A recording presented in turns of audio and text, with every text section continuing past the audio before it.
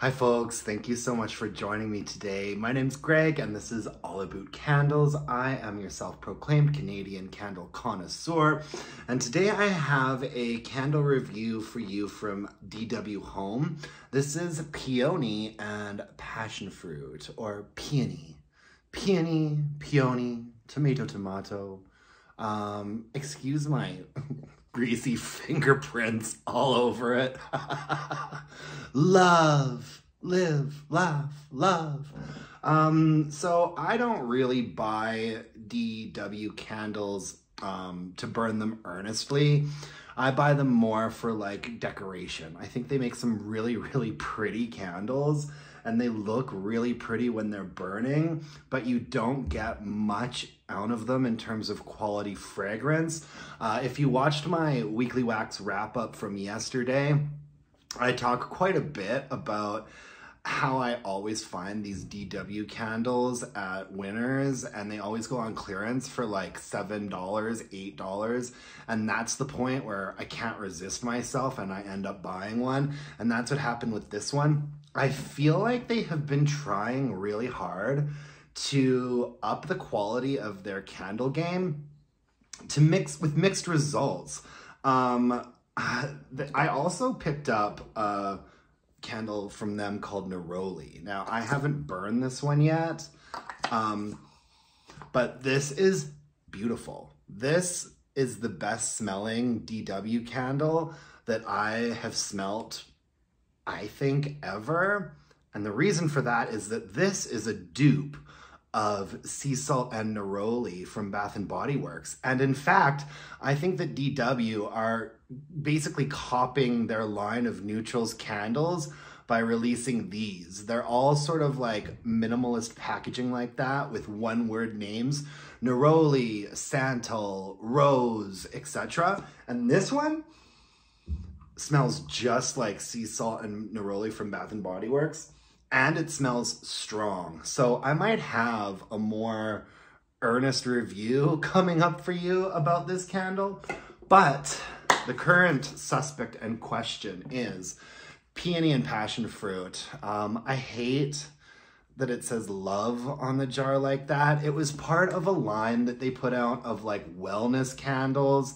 One of them said breathe, one of them said inhale, one of them said whatever. But I really liked the fragrance in a way. Like, really liked is an extreme overstatement. I enjoyed it. It smells a little bit like a wine gum. Like, I don't enjoy it earnestly.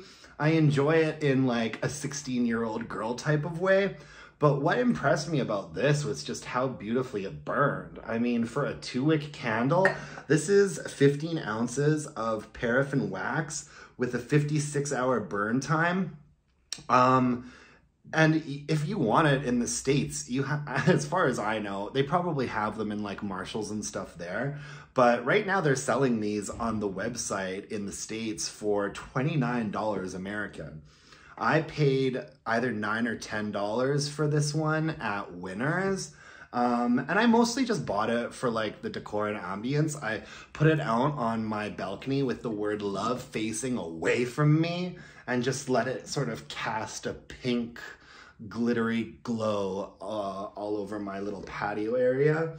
And it was a really pretty burn, and the scent isn't terrible. They had a whole spiel about this candle up on their website, which I am going to do a dramatic reading for you.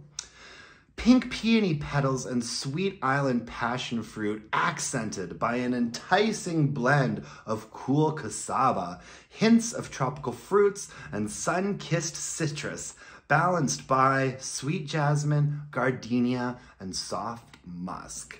So if you just boil that down into the scent notes, you have pink peony, sweet island passion fruit, cool cassava, tropical fruits, sun-kissed citrus, sweet jasmine, gardenia, and soft musk. I think that these scent notes are mostly BS because what I'm getting is like a pink wine gum or a jujube. The top note is definitely something fruity and floral, but it's such a sort of synthetic-y, it's such a synthetic-y concoction that I can't really put a finger. If I were smelling this blind, I don't think I'd be able to tell you what kind of floral it was. It lists gardenia and jasmine, which is not what I get. I'm not getting a white floral from this at all. I'm getting a really syrupy, almost gelatinous.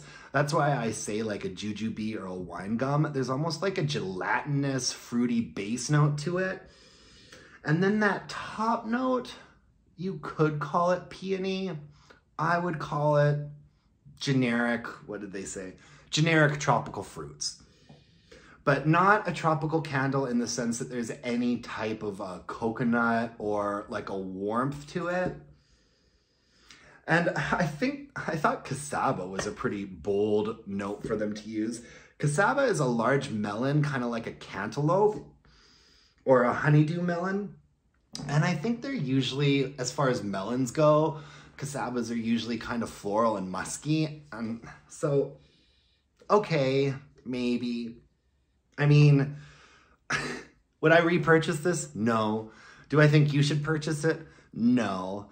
But I like to try new things, and, you know, I just can't resist sometimes, like, a good sale price point. You know, for a big candle like this, it's gonna burn out on my balcony for 50 hours. I'm in. It looked really pretty when it was burning, and it burned really cleanly. Look at the jar. It did not drag or really soot at all. And yeah, it would pool out in like an hour. It would pool out quite quickly for a double wick candle with such a wide diameter. It pooled out extremely quickly. I'd say I started by burning it in a hurricane in my bathroom to maybe see if I would actually get a scent out of it that I liked. It was very weak, maybe like a 4.5 or a 5, and it was a very generic sort of fruity scent. And so that's when I banished it outside. And it looked really pretty while burning. I don't recommend you purchase this, but I'll put the links below just in case you want to. You know, I don't think that you necessarily have to always take candles super seriously. Every now and then, I just like to buy something cheap and cheerful. That's what I would call this brand of candles. They should rename them from DW to CC. Cheap and cheerful home. That's me, bitch. Cheap and cheerful. And that's what this candle was. Don't buy it, but if you're in the States and you want to know what a wine gum smells like, then I would maybe pick it up. Okay? Thank you so much for joining me today. I hope everybody's week is off to a good start. Let me know in the comments below what kind of candles are your guilty pleasures. And if you could throw me a like, a subscribe, that would mean the world. Thank you so much for joining me today. Until next time, let's burn some candles and bitch about it. Talk to you later, guys. Bye-bye.